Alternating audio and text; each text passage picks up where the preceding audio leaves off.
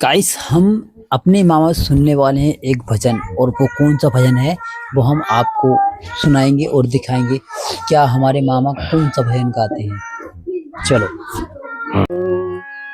आ, आ,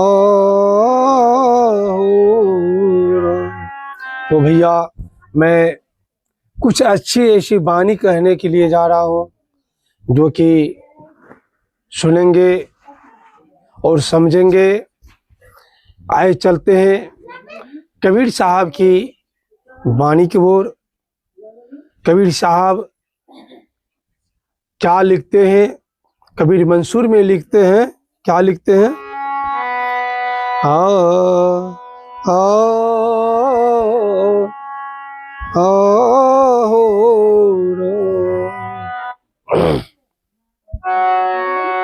कबीर साहब लिखते हैं,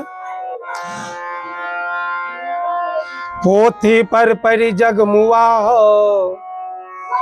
पोथी पर जगमुआ, पंडित भये ना कोई, ढाई अक्षर प्रेम का पढ़े, सोई पंडित हो। इसलिए फिर कबीर साहब ने क्या लिखते हैं? प्रेमन बारी उपजे, प्रेमन हाट बिकाय, ना प्रेम के मनवा, बांधल जमपुर जाए। जिस मानव के अंदर में मानव का भाव नहीं है, मानवता प्रेम नहीं है, वो जम का समान होता है। प्रेम कहीं खेत खलियान बाजारों में नहीं बिकता, हम में, आप में, सभी में प्रेमता है।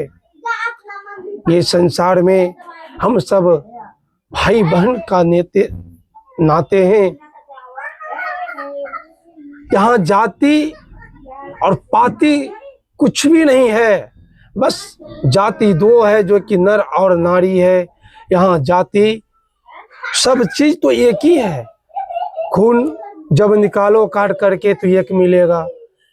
अगर जाति होता तो सर पे लिखा रहता। जैसे कोई सामान खरीदने जाते हैं उसमें लिखा रहता है ये सैमसंग का है, वो टाटा का है, वो बिरला का है, वो हो गया जाति।